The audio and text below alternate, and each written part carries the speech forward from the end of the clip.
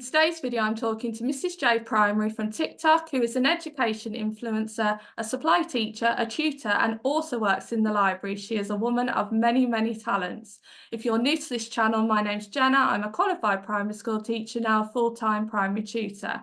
If you liked today's video, make sure to give it a thumbs up and leave a supportive comment down below.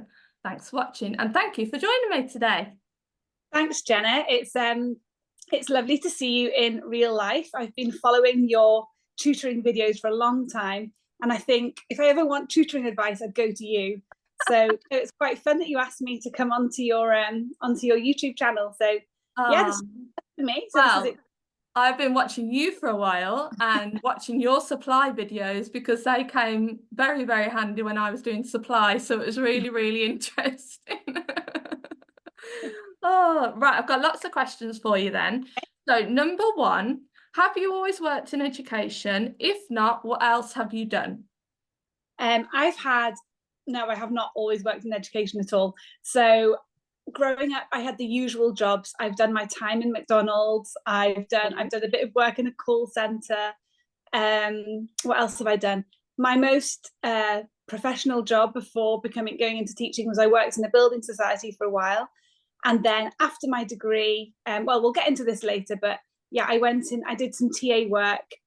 Most exciting job, the coolest job I've ever had actually, was prior to teaching. I did a short stint as working for Lego, doing Lego innovation workshops. So we used to go into schools with all of our Lego and we would do these workshops with, often children and their families.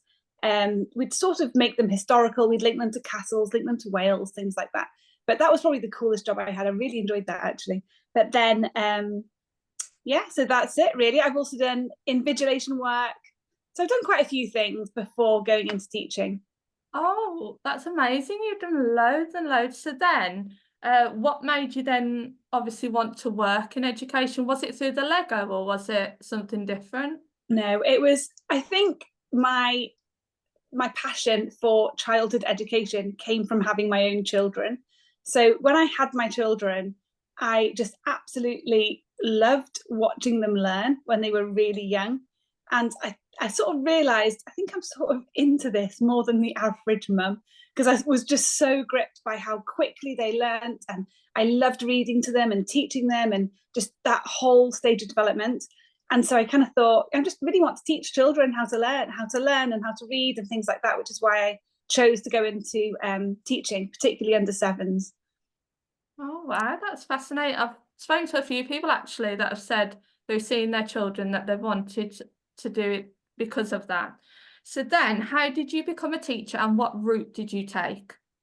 So the first thing I did when I was at a point when I was ready to sort of leave my children and things like that, I started doing a teaching assistant course because I'd been out of work for a long time, having been a stay-at-home mum and doing various bits and bobs. So I started at level 1 teaching assistant course, and I really enjoyed it. And I really enjoyed sort of getting back out there into the workplace, and I enjoyed meeting all of the other people who were doing that course. So I did level 1, 2, and 3, and the plan was always to become a teacher. But I did originally think, oh, I'll be a TA for a few years and then I'll be a teacher. But by the time I did level 3, I just thought, do you know what? I'm ready just to take that jump now. So I applied for PGCE, and my mentor who had helped me do the TA course really helped me. She did my reference and things like that. So yeah, I did a PGCE and I went to a university that's fairly local to me. It's about an hour away, so I would drive there and back every day. It's very tiring. Very, very tiring year of my PGCE, especially having children at home. But I did really love it and I've got such fond memories of it. So yeah, did the PGCE and that's it. So with your PGCE, because I did I don't think it even exists now. I did where you did 4 days in a school and 1 day theory based. Yeah. So how was your experience of PGCE? Were you constantly in schools or were you doing placements and then at university? How did it work? Yeah. Well, I think I was the last year before the course changed. So the way I did it was we would go to university every day for 7 weeks. And then I think it was about October half term or just before that, then we'd go to placement 1. and we'd stay there through to Christmas. Then after Christmas, we'd go back to uni for 7 weeks. I think it was about then. And then we'd go back to placement 2 and we'd stay there till June. So placement 2, by placement 2, you're expected, at PGCE, they really throw you in. So by placement 2, you're expected to basically be a teacher. So it was very fast paced, definitely a baptism of fire, because you are thrown in, and people's placements really vary as well, the amount of support they get and whatnot. But yeah, so that's how it worked for me. But now I believe it's changed, and it is more like you've experienced. I think it's more 4 days in school, 1 day back at uni, which I actually think is better, because it's nice to check in with your peers and see how they're going and compare notes about your placement experience. That's something that I missed, really, because placement can be a little bit isolating. You're away from the support of your uni friends. So I think your way is probably better. Would your mentor come and see you? It wasn't my mentor that would come and see me. They had a university link tutor, so there was somebody assigned from the university over each student, and they would come to observe us on placement. And how did you deal with observations as a trainee teacher? Were you okay with it? Well, very much nerve-wracking, isn't it? Very nerve-wracking, but yeah, you have to realise that you've just got to give, got to go big with your observed lessons. Is realise that, and really you should only have 2 observed lessons from your link tutor. Of course, you're having them with your mentor in school as well. But then I did an observed lesson, and the link tutor thought it was really good, so decided to say, oh, I'm going to come and observe you again, and I'm going to bring the person along with me who's observing me. So I thought, oh no, not. So I had to sort of just do another observed lesson, but got to the end of it, all was well. Oh, that's good, because I know for a lot of people, they left after like the first term of training, especially PGCEs. There was always the stories of, oh my goodness, so many have left PGCE after term 1. It's so hard, and I was like, oh no, what's going on? So you obviously did really well, but even though it can be quite stressful. So after you became a teacher, did you then take on any permanent teaching roles? No, I didn't. The PGCE was incredibly full on, and obviously my children were fairly young then. So even during the PGCE, I did think to myself, I think I'm just going to go for supply so I can be part-time. That was the plan. And then I started supply, and the years have just blown by. I have done full years during that time as well. I've done lots of long term actually, but yeah, I've never had a permanent contract, so I can't really comment on that. However, I have worked full time and done everything that a contracted teacher has done, so I do know exactly what it's like. And do you think you have a different perspective to permanent teachers because you've never done it, but you've got, well, supply is so flexible in comparison, you can literally just step away, or if you can't do a day or whatever. I guess in theory you can step away. However, when I was doing my year placement, I didn't. I obviously I was there every day apart from a couple of days when I was poorly. But yeah, you can step away. I mean, I think day to day in long term supply, it's just very much a different kettle of fish. So when you're on long term, you are depended upon, and so do you know what I mean? It's not quite as flexible then. Although in theory you could book time off. So there are just different experiences even within supply. I wouldn't say supply is a one size fits all, because it depends on what you're doing particularly.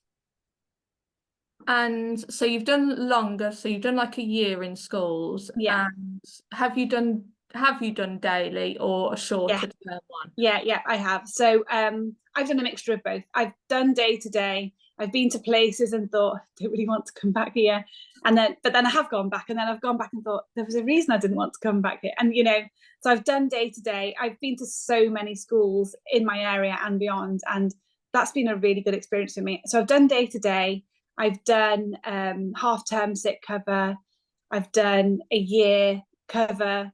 I've done maybe a sort of 2 years really where I was doing 3 days a week in a particular school. So I've done the whole breadth of supply, and they all come with their different challenges. I think day to day, it's very much, especially if it's not pre-booked and you get that morning call and you've got to rush to get ready, that's a lot of people find that very nerve-wracking. I certainly did at first, but I guess I've got a lot more used to it now, and there's not that many schools locally that I've not been to, because and that helps, doesn't it, if you just know the basic things like where am I going to park, and where's the loo. It's nice to know those things. I do find that you get when you're a regular face on supply, you do get asked back, so that helps a lot. How many years have you been doing supply then? Well, I qualified in 2018, so I guess this is my 6th year. But like I said, I've had a mixture of experiences within that, but it honestly has gone so quickly. So if we look at then daily supply, what would you say are the positives in your experience and the negatives of daily supply? Yeah. Okay, so for daily supply, the positives are however good or, well, good's not, however bad your day is, you're leaving at the end of it. So that can be a positive. And if you're just doing day-to-day supply, you could book a holiday in term time, or, you could, if ever you've got family commitments or your child's doing something at school, there is never any issue on booking the time off. You can just book off with your agency, and no one can ever say you can't do that or make it difficult for you. So I'd say the main advantages are the flexibility. Yeah, that's just such a huge advantage for me. And then the negative with the phone calls in the morning, probably. Yeah. And then positives of long term. Well, the positives of long term, of course, are that you can really build that relationship with your class. It's a lot more work. Obviously, long term, you're doing reports and parents' evenings and all the usual things, but you get to see your class through, so that's really good.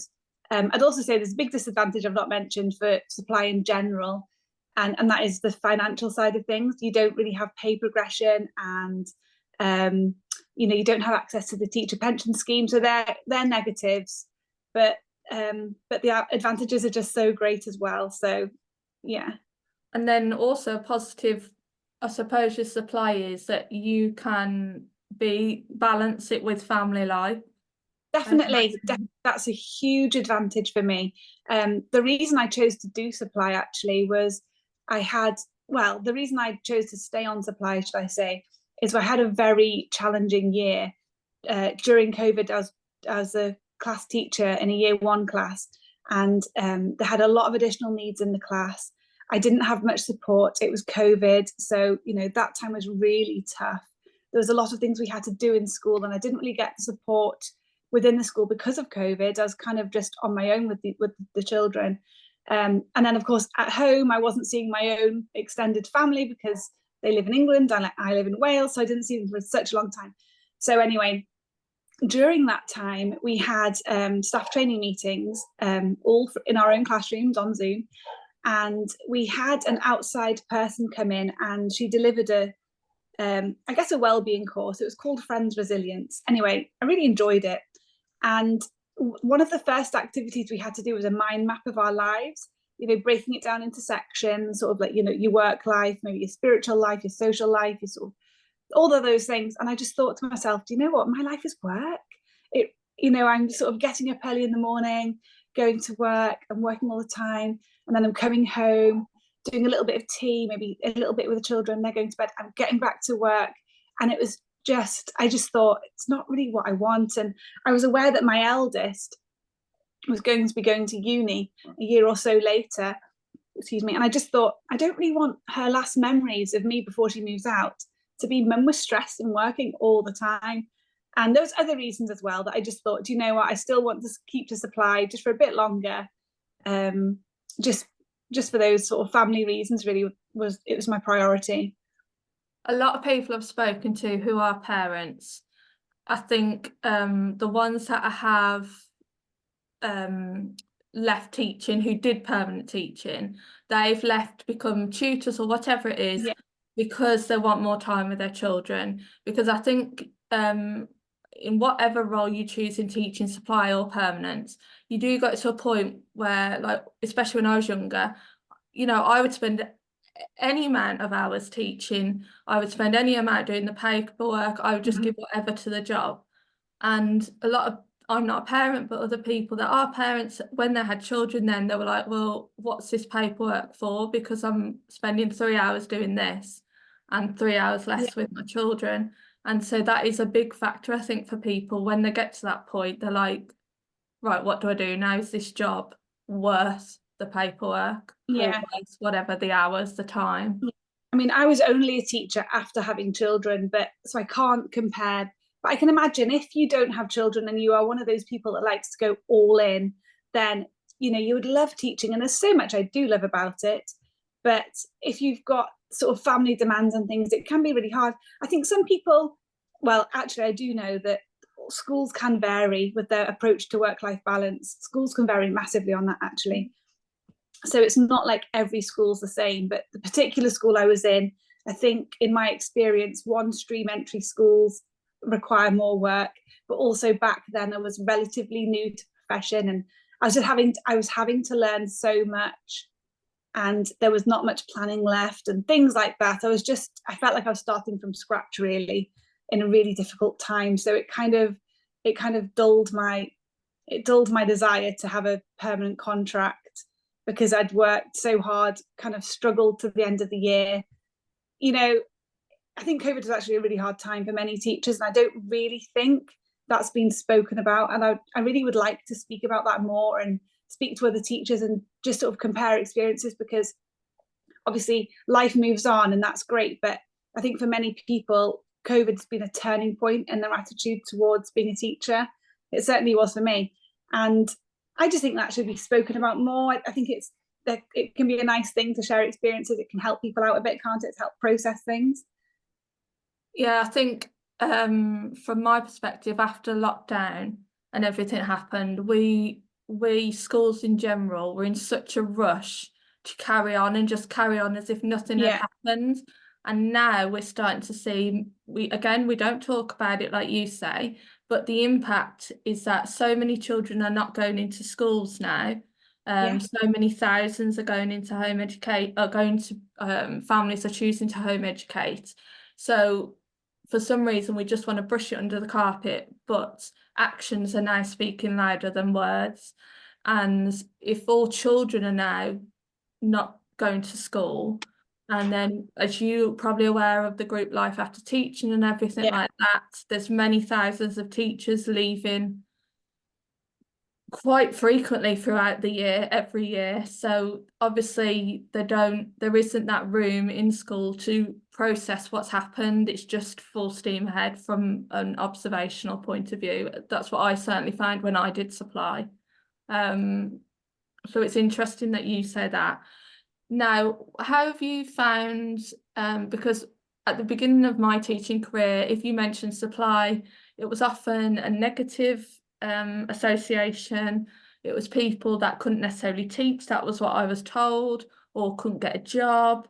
But when I went on supply, lovely experience, really nice schools, majority. I wasn't treated poorly or anything like that. What about you? Have you had mostly positive reception? To be honest, I would say yes, I have. I can think of some negative experiences that I don't really feel the need to share particularly, but I think generally I've had, people have treated me really nicely, and I've had people be very welcoming.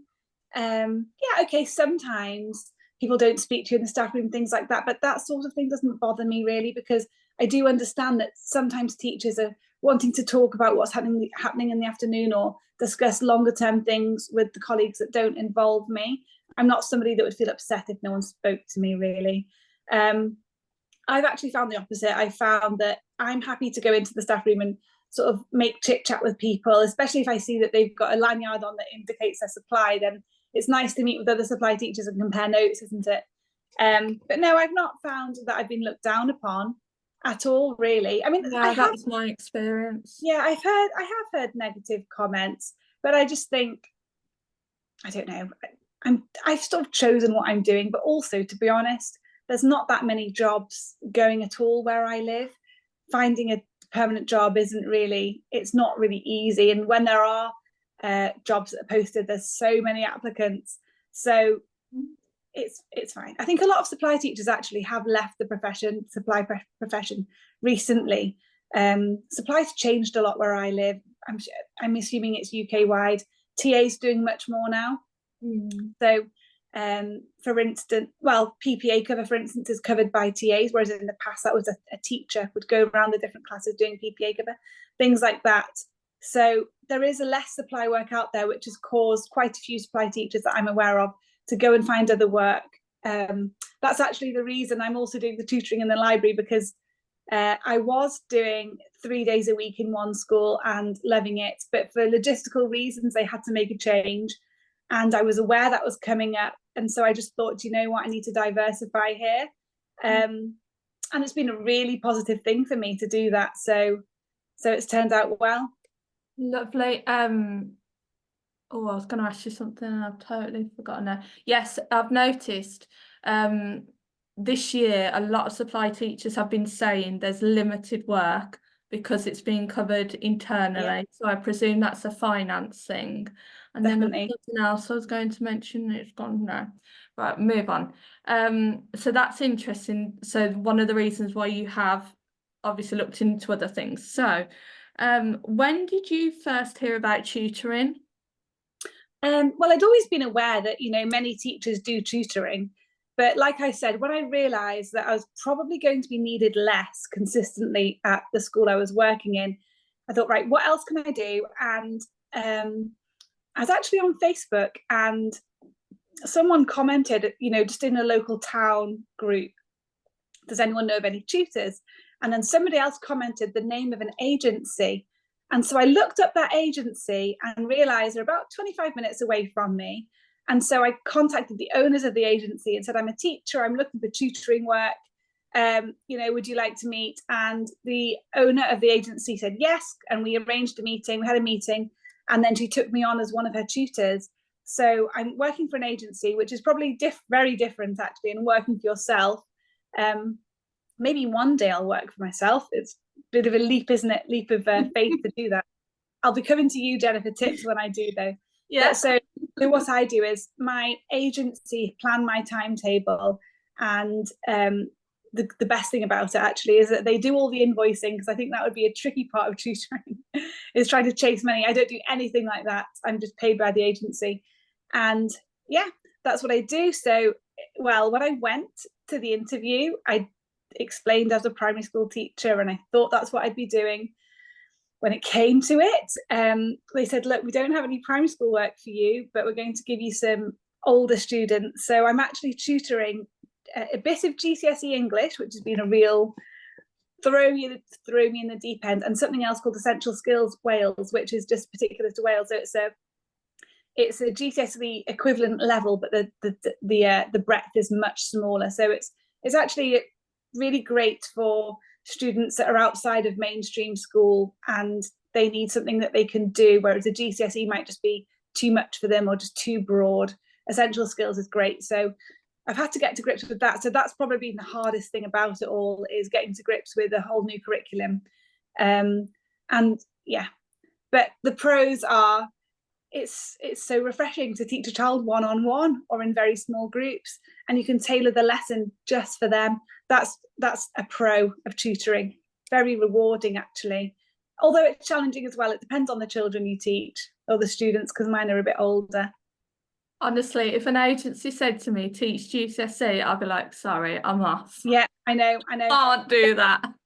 I know. I felt ready for a challenge in a way, and because I'd been doing supply for a while, I thought, okay, let's see how this goes. I'll give it till, I started in the September, I'll give it till Christmas, and then here we are now in very nearly May. So I thought, well, I'll stick out the year. I've come this far.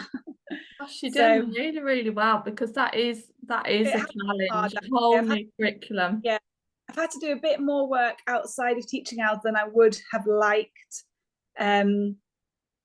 But all in all, and you know, there are colleagues around me that I can help, and we also have an online portal with lots of lesson planning that's already been done. So thankfully I'm not planning from scratch. I wouldn't really know where to start. with GCSE work. But yeah, we have a lot of shared resources online, so that's really been very, very helpful. And do you go to the agency to teach the lesson? Well, I do both actually. So there are a couple of students that I have who, for whatever reason, don't go to mainstream school. One of the students has got extreme anxiety and doesn't really leave the house much. So I go to her home, and another one, school's not the right place for her for behaviour reasons. So I go to her home, but then I also tutor a couple more in the agency. We have they have a lovely building on a business. Oh, the light's really strange. We have a lovely building on a business park, and the students come to us. So it's a great setup, actually. When you said one-to-one, when I start doing one-to-one, because like you will have had 30 children in the class, and then I was just like, what do I do with a child for an hour? Yeah, now obviously it's normal, but like then I was like, what do I do? Exactly. And you're not taking a register, really. You're not taking a register. You're not giving up all those little things that take up some of the time. You're not doing any of it, are you? And there's nothing to deal with as such, because obviously there's always like behaviour, maybe stuff to deal with, or something just happening in general, or like what's happened at playtime, and you're sorting all that out, all these chats. No, it's straight down. Sit down, work with them. But it does go quickly. Do you find it go quickly? Yes, I do, especially when you might set a task and say, right, I'm going to give you 15 minutes to do that, and then the time goes quickly then, doesn't it, when you're doing things like that. Oh, right. So you've obviously been enjoying tutoring. So have you found any negatives to tutoring? Yes. No. Oh, okay. Yeah, so then I think it depends on who you tutor, but I think a couple of my students can sometimes be a little bit resistant, should we say, because they're not really wanting me to teach them. So there's that element. But of course, that's much easier to deal with just one student rather than a whole class. Also, because I've been thrown in really doing GCSE and essential skills, I'm having to just really work hard to keep up with the curriculum. Whereas if I was tutoring primary school children, I think that I'd be much more natural, and it would, I wouldn't need to do so much prep in that regard. So they're the negatives. But yeah, but obviously working for an agency means that I know exactly what I'm going to be paid each week. Whereas if I worked for myself, if people are poorly, I don't really know how all that works. I guess there's a lot to consider financially for, sort of financial stability reasons. It must be hard. And I don't know, maybe tutors have contracts and things. I don't know. It is interesting because when you do start out, agencies are great for that, because they do take care of everything. And when you need the work, it's there, it's ready for you. Whereas obviously when you're self-employed, you have to do the constant advertising, invoicing, all that. So I can definitely see the what am I trying to say? The positives to agency. I work for a couple of agencies as well, for some of my work. But so yeah, I can definitely see why you've gone down that route. Now you also work in the library, which you mentioned earlier. What's your role? Yeah, so well, I'll just explain first of all why I work in the library. So it was going back again to when I realised I wouldn't be working so much at this particular school. But also, as a supply teacher, you're paid for the day you work. So in the holidays, there's no income. So unless you're a very, organised saver, you can be in a bit of a pickle. So I constantly look at my local county council website, and sort of in last summer holidays, I saw they were looking for relief staff for the library. And it was 0 hours contract, so there was no time commitment as such. And I thought, I've got to go for that, because that could be ideal holiday job for me. So I did go for it, and I was lucky enough to get it. And so what I do is I do basically the counter work, as in checking books out and ordering books and putting books away, all that side of things. But there's so much more to the library than just that. That's a small part of it. I'm trained, and I'm still learning. There's lots to learn. We have a one-stop shop at the library, so people will come if they want advice on how to do a blue badge application, or how to pay for their green bin to be collected, or how to get a parking permit, just local town issues like that. So I'm doing all of that alongside all the book related things. So yeah, there's a lot more that go, and I love the library because it's such a hub for the community, isn't it? We've got lots of like baby groups that go on there, and coffee and chat kind of groups and craft groups. It's just brilliant. Frustratingly though, and very disappointingly to share, is that in the county I work in, library hours have been cut by 40% because of just finances. But I'm still working, and I've got quite a few dates booked for May, so it's carrying on. But yeah, it's just a sad state of affairs, really, isn't it, financially, with things like that. But no, I love the library. I mean, if I'm totally honest, the pay is not, it's not as much as teaching. But as far as a holiday job goes, and a now and again thing, I've typically at the moment, I'm sort of maybe doing a couple of days a week, because I've got less supply work than I've had for a long time, because I've just been doing a long-term sick cover, which has come to an end now.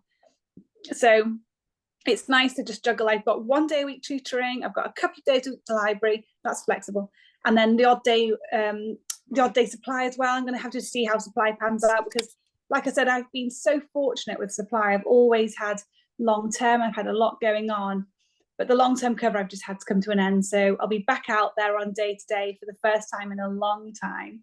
So we'll just have to see how that goes. But I'm lucky that I've got the backup of the library and tutoring as well, just to see me through. Yeah, I do always think you need, that's the reason I started tutoring, because like there's nothing in the holidays. And I was very lucky. I was always booked, always had really good agencies that got me work. One in particular got me tons all the time. But it also, you didn't get the work in the holidays. So that was the reason why I went on to tutoring. But no, I love the library. I've started going recently, and we've got a brilliant one by us. And like you, loads of activities going on, all that kind of stuff. But like always under threat of being closed, or I know, it's really, really sad, really, because it's a brilliant library, and I get out books every few weeks now, because they said you just need to keep borrowing to know that we're needed. Because they're brilliant, because like you, mine's got kid classes on, it's got home ed classes on, it helps people with jobs, there's loads of free events, book clubs, and all different types of stuff, so it's great, absolutely great. We've even got a banking hub in ours that comes regularly. That's good. TAB come once a week. We've got something else called Talking Points. There's a lot of community support in the library. Do you find it hard to manage all these different roles, these jobs? I don't find it hard particularly, although I pretty much check my diary, and I'm writing my diary a lot because I sort of try and keep everything listed. There's a little bit of hedging your bets, because if I commit to the library, then I can't be available for supply. So it's a juggling, and it's a just crossing your fingers and hoping it all works out, because if like I say, I could potentially lose work in a school if I sign up to the library, but you've just got to juggle it and kind of hope for the best, really. You do have to have that kind of mindset with when you're in that type of job, because when you've got a permanent job, like, you don't think about the money coming in all the time. Like I didn't as a permanent teacher, and then when you go on to supply, you're like, oh, I might not get work next week, I can't just go and spend this money. Absolutely. So I always have to, I definitely plan ahead, and I always try and think, okay, I need to have this much in my account, because I don't know, I don't know what I'll get next week. So if I keep at least this much in, I'm always thinking like that. I don't mind that though. It's okay. And do you have a favorite one? Like, does one trump another, or do you like Not really, no. If I'm honest, I love teaching, but if I've taught 5 days a week, I can sort of on a Friday night can be so tired, I can barely function. So breaking it up with maybe a day or so at the library and a bit of tutoring, it means I can enjoy them all more. So the variety makes me enjoy them all more. Like I said, I think teaching, especially supply teaching, can be very demanding. There's a lot of heightened pressure, you could say. Like, you're going in, you're not sure what you're going into, so you've got to be very focused. And in teaching in schools, you're sort of working every minute, really, I think. And then so it's nice to have that absolute balance by having other roles as well. So I can't really say I've got a favorite, but I do seem to enjoy both well, all of them more because I'm doing other things as well. Yeah, it's weird when you say like we're doing the teaching every day, like when I left teaching like permanent and I did supply, the weekends were so strange because I didn't have that physical exhaustion Yeah. anymore, like that whole body exhaustion. And I see a lot on groups on Facebook where Yeah. people, they don't know how to cope with that after they leave or change, and they then make a hasty decision to go back because their body's so used to constantly being stressed and constantly like working that they don't know how to manage then. And it takes a long time to learn that, Yeah. you know, that level of stress and that level of working isn't always sustainable in the long run. No, absolutely. Yeah. So Absolutely. Yeah, I mean, doing what I do means that I sort of try and go to the gym a couple of times a week as well, and it's just really nice to have a good work-life balance is really what I'm trying to pursue. It's really important to me, which is kind of why I'm almost allowing myself the financial hit, because I really want to try and just have a good balance in all areas, really. you want to have a good life, don't you? Like if you're Exactly. tired, you can't be stressed. As much as we want to have, you know, good balance, whatever, bank in the bank, you want to be able to live like and without being a bit depressing, but like I've had people close to me that have suddenly gone like that and they worked hard all their life. Yeah. And for like what is it for then? Like you Mm. worked yourself so you're so tired that and then suddenly it's just all gone. Mm. So it's just keeping things in perspective, because that's one thing I learned on supply, because myself and lots of other teachers worked so many hours, but going on supply taught me that, you know, the amount of teachers I went in and covered who had a literal Yeah. breakdown, and it was like they were never there. I just walked in, took over, that was it. And it just made me think, if I ever go back into permanent teaching, I can't get to that, I can't get to Yeah. that state where someone has a breakdown, because someone will just walk in, they'll just cover you. You know, Yeah. that's it. Exactly. That's Exactly. it. You know, another person will have, you know, work incredibly hard and hopefully not have a breakdown. But I mean, that is, I yeah. I do think that obviously I'm sort of have quite a lot of interest in education and many areas around education, and I'm aware that, you know, retention of teachers is poor, and, you know, teachers going off on sick leave and stress is quite high.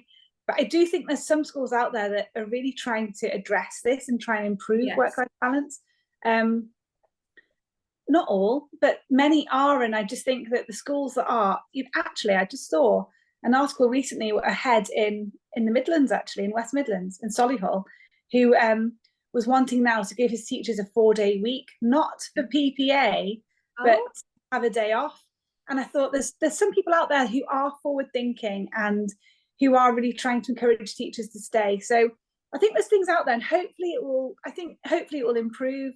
I think there's a few things that do need to be. I mean, funding is just shocking, isn't it? It all starts there, but I do think there's things that could happen just to improve teaching, and of course, I think TAs often get forgotten about as well. I think we can't forget about our poor TAs who, in my opinion, get taken over most of the they're time. not paid what they're not paid their worth at all. They're very skilled professionals, and I think more should be done for TAs for sure. Yeah, definitely. I worked with some brilliant TAs who are, I couldn't, well, the way the job went, you can't do your job without a TA, and yet so No. many schools, I remember years ago they were getting rid of TAs, and I thought, well, how can you manage that, especially with the Yeah. rise in SEN and things like that? I don't know, and the demands on the job, like how can you do the job without any support? I Yeah. don't know how that's possible. It's really interesting, because I'm glad they're trying to, like you said about that head, because a lot of the ways to try and get more teachers in is to obviously higher the wages, Mm-hmm. but it's not actually sorting the problem No, with exactly. the workload. And it doesn't matter how much people might do it for a year, but then they're burnt out after a year, and Yeah. that money doesn't mean anything to them then, because they're exhausted. So it doesn't work then, does it? Right, so moving on to your TikTok account. So I came across you on TikTok, obviously. I think it was during the supply era when I was doing supply teaching, and it was lovely to see another supply teacher. I could totally relate to you. When did you start to think about doing a TikTok account? Like, when did it come into your mind to try it? It was during the really challenging year I had during lockdown. I was, like I said, quite isolated. I really couldn't really speak to many other teachers like I really would have benefited from. And my children, who, two of them were teenagers at the time, they filmed me working, at home, and they made a little TikTok account for me. And I was like, oh gosh, you can't just do that, So in the end, I said, right, do you know what? I'll do a TikTok account of my teaching experiences and just silly things. And it started from there. So I think it was 2021 that I started. And the reason I did it is, like I said, I was quite a low ebb teaching wise, really struggling with many different aspects of teaching. And I just found that TikTok actually was so positive for me. I know TikToks might get some flack, but it gave me the opportunity to connect with other teachers in a way that I couldn't in lockdown. And there's certain things you don't want to talk about with teachers that you work with, So I felt, and even realizing that other teachers were struggling was very helpful to me. It made me not feel so alone. So that, and then I kind of enjoyed it. I enjoyed the chance to sort of learn a new skill and be a little bit creative. And as time's gone on, I've enjoyed sort of developing a little teaching community with supply teachers and parents and things like that. And I quite enjoy it. It's a hobby. It's a little bit of a hobby for me. And have you ever been noticed in school because of your TikTok? It just shocked me. Actually, the first time I was sort of noticed was I went to, this is a couple of years ago now, I went to a Mr. P concert gig thing that he did in Liverpool. And afterwards, someone messaged me and said, I saw you sat there. And I was like, oh my God, that's so strange. Another time, more recently, actually, I was in a school and another supply teacher came in and said, I know you from TikTok. And that's actually happened twice, which it did blow my mind. And I was a bit like, don't say it to anyone, because I think there's a lot of people actually that see me on TikTok and don't say anything. It's fine. But when people actually do say something, I kind of feel a bit embarrassed, although I love doing it at the same time. So yeah, I don't really talk publicly about it. Like my personal friends don't really know that I've got a TikTok. I think they do know, but it's not something that I talk about. I kind of just have it for me in a way, and for other teachers and things like that. I've got children who are in high school and their friends have seen me. That's been embarrassing, but my kids just laugh it off. They just find it funny, a bit cringy, but quite funny. That their mum's on TikTok. So you've got quite a few numbers of followers. When did you start to notice? Was there a particular video that suddenly got a lot of attention and you thought, oh my goodness? Yeah, actually, I guess there was a couple. I think one video that I made, I've had a video go to over 1 million before, and it was one that I made a while back about, in Wales, the proposed changes to the term dates. And then, of course, you got all the parents commenting and all the teachers commenting, and I think had a big influx in followers. But really, I think my TikTok's grown very slowly and steadily over the years. Just probably from people lots of teachers, lots of parents, like I say. So I can't say it's one video that's caused me to just boom and grow, but I think probably one of my most successful videos has been me talking about holidays and term dates. I think everyone wants to anything to do with home education or schools in general. It can start off a whole conversation. Oh yeah, it can. Have you experienced any negative aspects being on TikTok? Yeah, when I was fairly new and my account was a lot smaller, there was somebody on there not related to teaching. It's so strange. She sort of said, oh, you've done this and you've said this, and there was something that had happened on TikTok and she was accusing me of doing it and I hadn't done it. And I actually found it so hurtful. In the end, I had to block her because I thought I don't actually want to see her and I don't want to see anything she posts. But then as I've got bigger, I have a few negative comments, but nothing much really. I don't think I'm that controversial or anything, that I don't really get too much negativity, but I think that one experience was enough to make me think, gosh, those creators that get a lot of flack, you can feel quite sick from it. But I think the best thing to do is realize it's not real life. Those, oh, the lighting's strange. Those people don't really know you.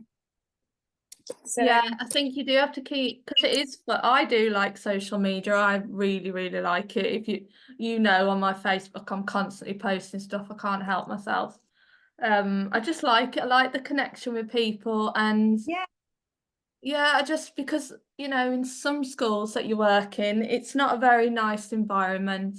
It is, there's a lot of school politics, and I was always quite open as a teacher, and you know getting to know the tutoring community in particular, I've been so friendly, and the majority of people on TikTok have been friendly. So it's just nice to have a bit more positivity rather yeah, than yeah, being in a stressful yeah, environment where, because I don't know why, but teachers aren't encouraged to share and praise each other, but lots are leaving now, and they want to support one another, they want to help others, really. So it's nice on that. So, but yes, so if anyone was starting out on TikTok, whatever niche, what advice would you give them? biggest advice I would give is be yourself, because so many people, I feel like we're sort of moving on from filters and always that perfection look. And I think what people want is the connection, and to connect with somebody